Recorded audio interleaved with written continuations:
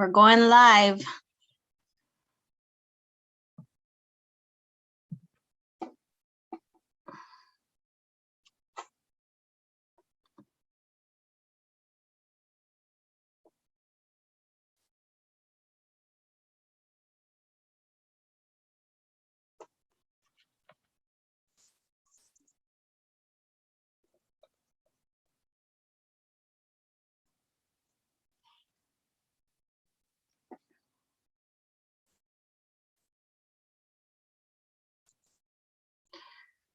So good morning, Richmond High School. Thank you for joining us. This is going to be our second to last homeroom live. So this is our April homeroom. And today's topic is career exploration to help you figure out what you might be good at based on what you like to do or what you're interested in. So you might be able to discover careers or industries that you never thought. Like, for example, when I did this as an adult, my highest ended up being stuff in the media industry, like special effects editor or a video editor, which in high school I would have never thought that that's not what I wanted to do. Straight in high school, I wanted to be a history teacher. So we're going to start in 1 more minute at about 10:02. We give people time to join us. And we do have some of the counselors joining us.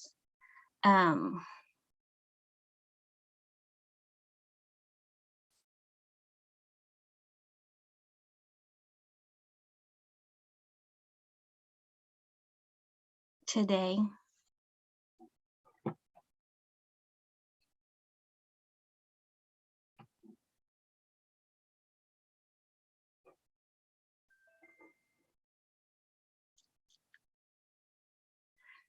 The counselors are in the room, but they are not necessarily, they're not presenters today. They wanted to make sure that I just wanted you to know that they're here with us today.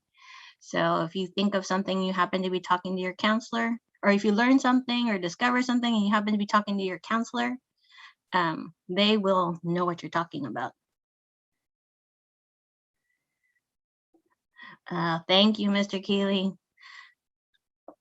All right, so we are gonna get started, and I believe I'm handing it over to Edith. Edith is the lead on this presentation. All right, thank you, Miss Jan. So we're gonna jump right into it and just introduce the people who are speaking today. So I'll pass it back to Miss Jan. Right, so hopefully you guys know this is the 7th one, so you know by now that I'm Miss Jan and I am the college and career counselor. And I'll pass it to Angie. Thank you, Ms. Jan. Good morning, everybody. Thank you for joining us. My name is Angie, and I'm the Executive Director for College is Real. Good morning, y'all. My name is Miss Edith, and I'm the EAOP DCAC College Advisor. Good morning, everybody. My name is Sergio Rizaga, and I'm the advisor for PACT. Good morning, everyone. My name is Jennifer Guevara, and I'm the Mills College Upward Bound advisor.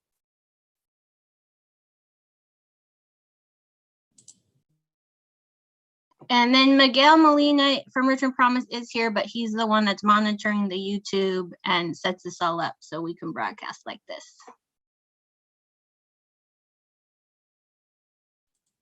Thank you, Miss Jan. So for our presentation flow today, we're going to do a quick icebreaker on Menti, then we're going to go over what the interest profiler is, and then we're going to go over how y'all can take that interest profiler on California Career Zone.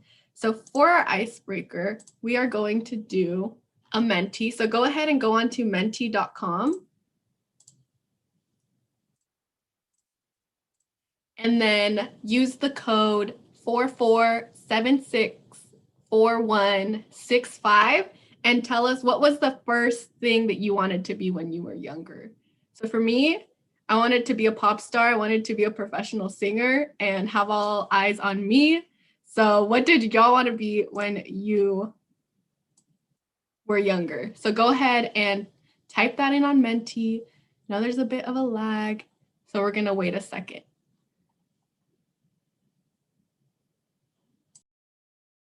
While we're waiting, does anybody else want to say what they first wanted to be when they were younger?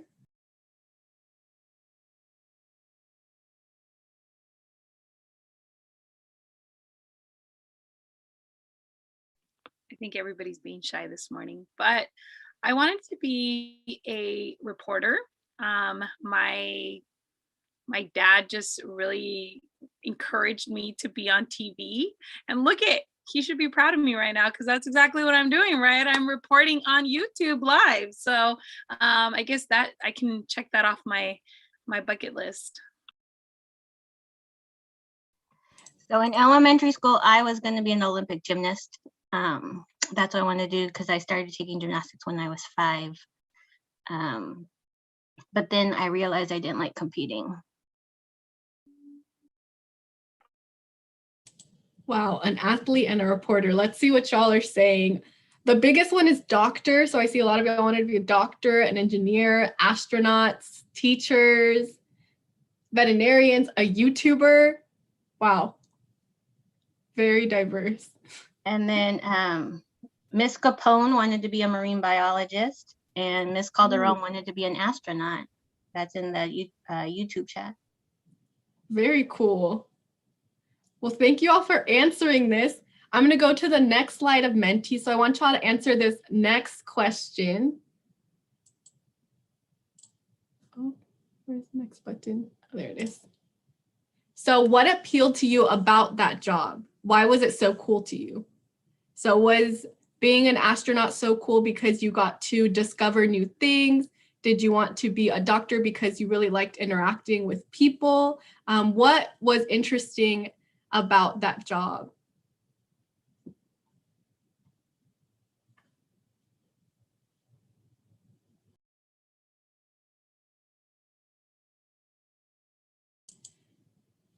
So helping and saving animals. So helping, being a pediatrician. So maybe helping or working with kids. Cooking. So maybe you liked working with your hands. For an actor, I wanted to act and become friends with actors. For a doctor, I wanted to help people. So you wanted to be social and interact with others, right? You liked making and building things. You wanted to make a lot of money. Yeah, you wanted a lot of fame, all valid. You really liked animals. You wanted to have the creativity to do whatever you wanted. So you wanted a lot of freedom in your job. You thought science was cool. So with our jobs, there's certain things that appeal to us about them and certain interests that gear us towards certain fields, right? So as y'all can see, there's a lot of patterns that are popping up, like working with people, helping people, learning, having fun, feeling important. So for the rest of this presentation, we're going to talk about those interests and how they can contribute to your future career that you might go into. So thank you all for participating in that icebreaker. So for the interest profiler, we're going to go over what that is really quick. So the interest profiler is this really cool tool that can help you make decisions about your career and your education. So it doesn't measure necessarily your skills, ability, or education, but what you're interested in. So how y'all were doing that icebreaker, you were saying that you wanted to be a teacher because you wanted to work with kids. So your interest was working with others and working with kids. So that's really what the interest profiler is supposed to do. It's supposed to bring out what you're really interested in. So how does it do that?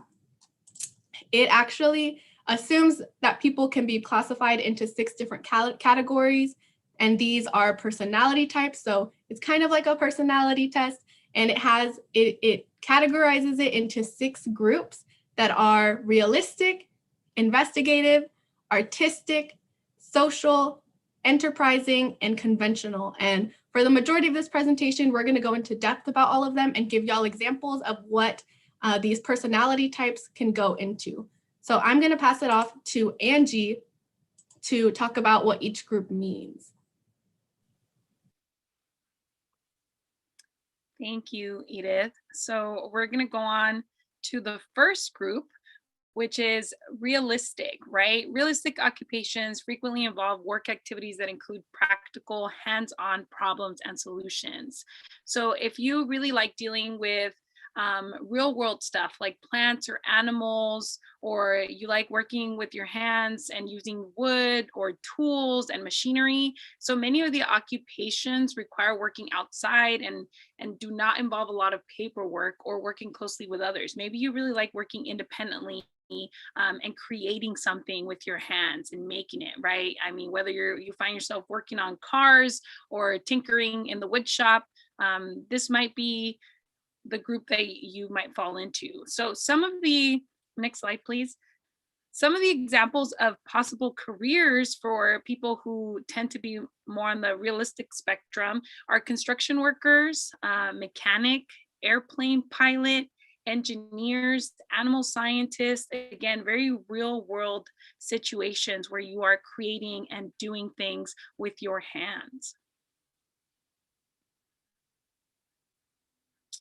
The next group we're going to look at is the investigative group. So these occupations frequently involve working with ideas and require an extensive amount of thinking.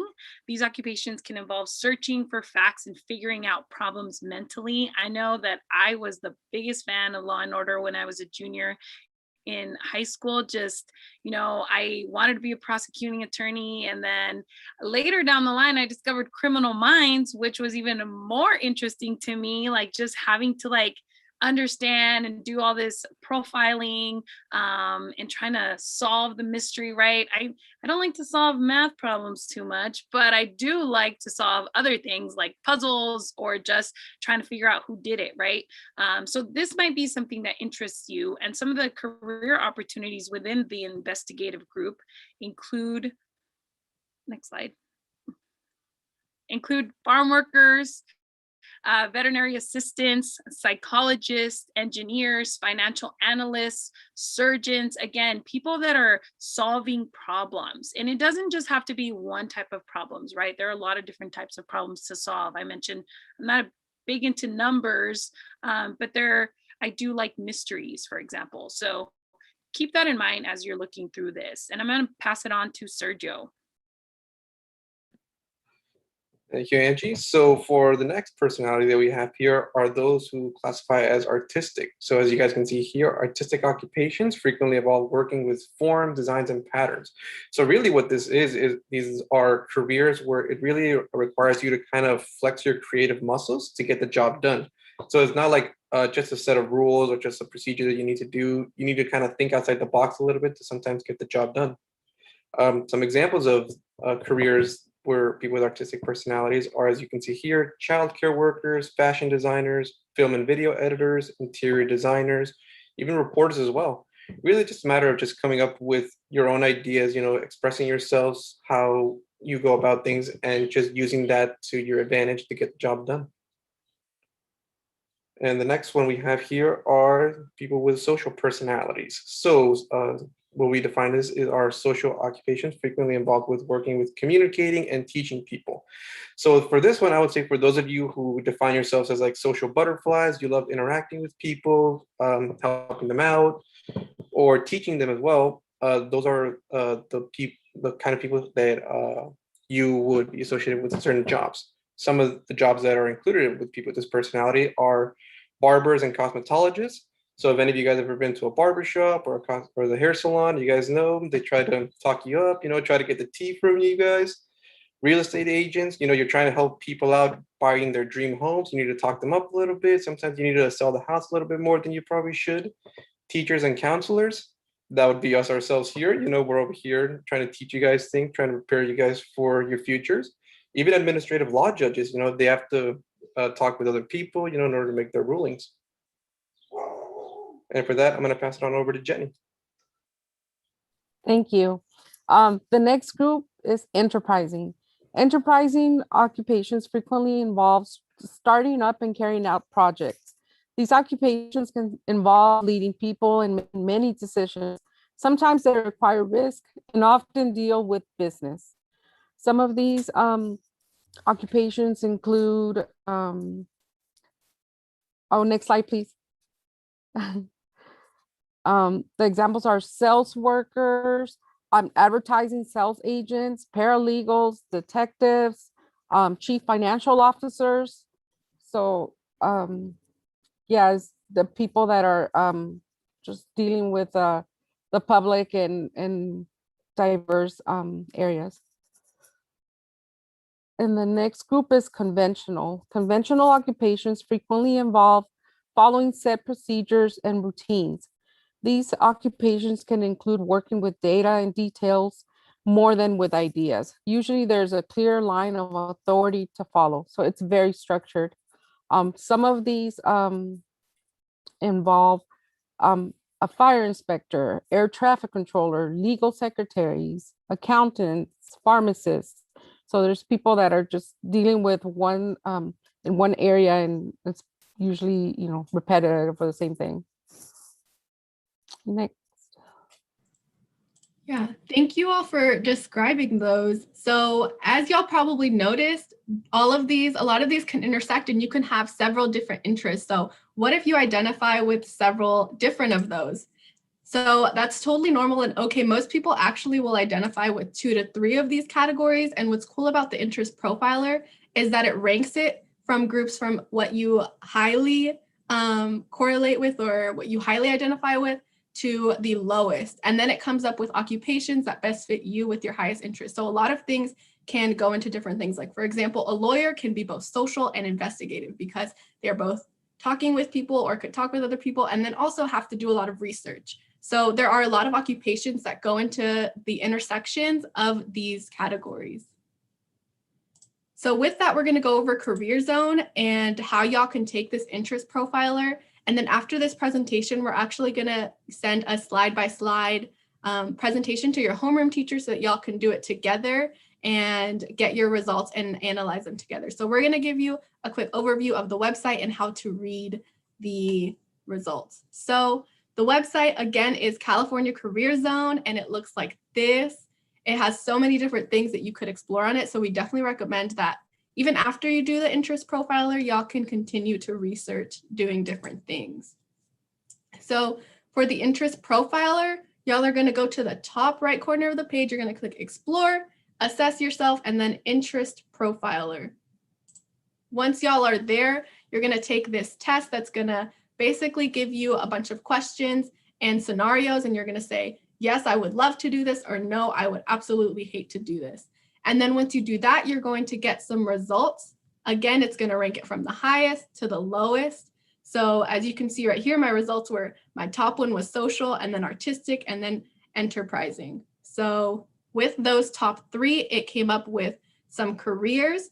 And once y'all click View Occupations, it'll take you to your results, and it'll pop up with a bunch of different things that you might be interested in. So right here, I clicked mechanical engineer. So when you click a certain career that you might be interested in, mechanical engineer here at the top, it'll say your average salary. So what the average person in that field will make, and then how many openings there are per year. So how in demand is that profession, and then job preparation. So job zone.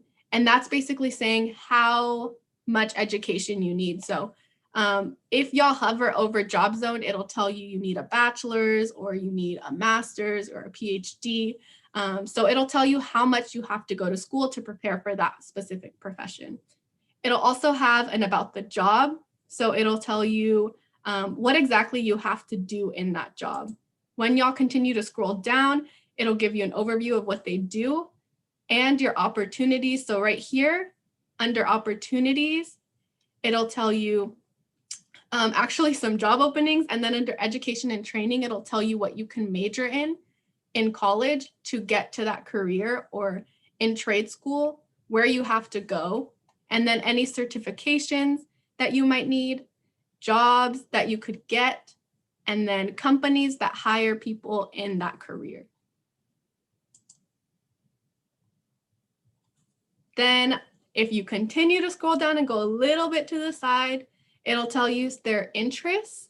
So what you might be interested in if you were to be in this career. So you can see if your interests align with this career, and then also work values. So what you really want to be doing and prioritizing in your job. So right here, this one says that mechanical engineers really value people who work in this occupation generally prize recognition, but also value achievement and independence in their jobs. So if you really resonate with these things, then maybe that job would be for you. And then finally, it says things you might need to know. And that section is just topics that you need to make sure that you're proficient in. So maybe classes that you'll be taking in college will be under this specific section. And then the final one, right at the bottom, it shows similar occupations. So maybe you read through the entire page and you're like, you know what? This does not sound like it's for me. It'll show you things that might be in similar things, or things that people with similar interests might be interested in as well. So it'll pop up a whole list of things that are related to that profession that you can also research. And then on the right side, it'll say industries that are employing. So it'll go over the several industry sectors that this profession goes into, and it'll tell you exactly what that needs to be. So like we said, we're going to send these to your homeroom teachers so that y'all can do this with them. And I'm going to pass it off to Miss Jan to close it off. All right, thank you everyone for presenting. So at this point, are there any questions that the teachers or the students have about the information or about moving on to do the profiler?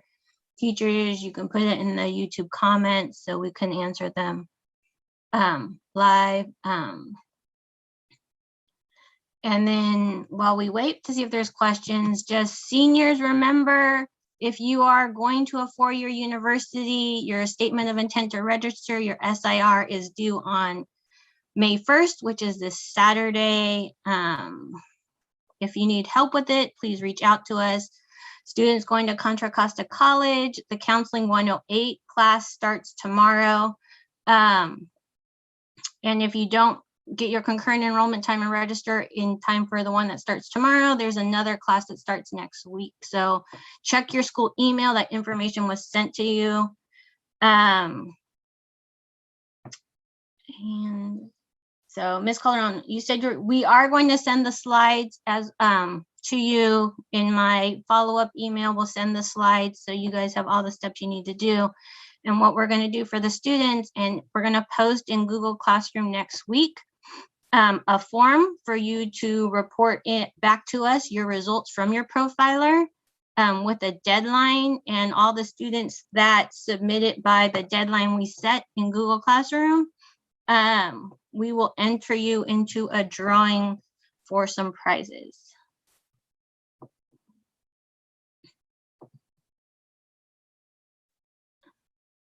We have a couple minutes left.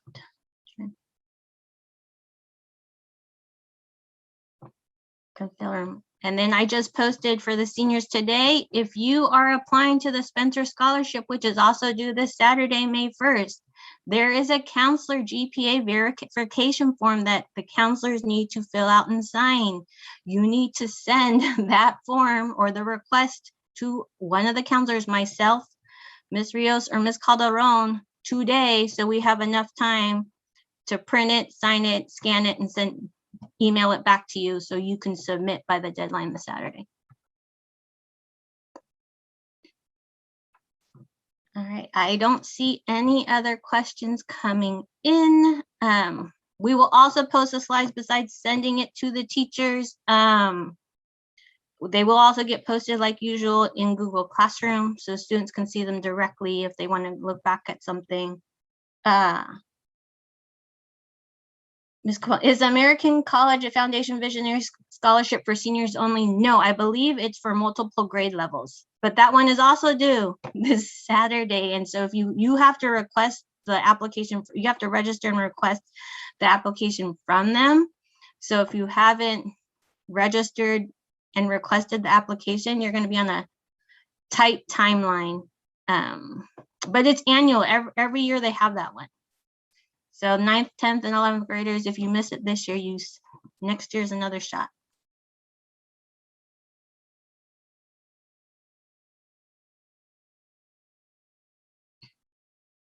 Okay. All right, with that, I don't see anything else coming into the comments. Thank you all. Enjoy the rest of your day and your week. And take care and be safe. And if you haven't gotten your vaccine and you're over 16, get your vaccine. Take care.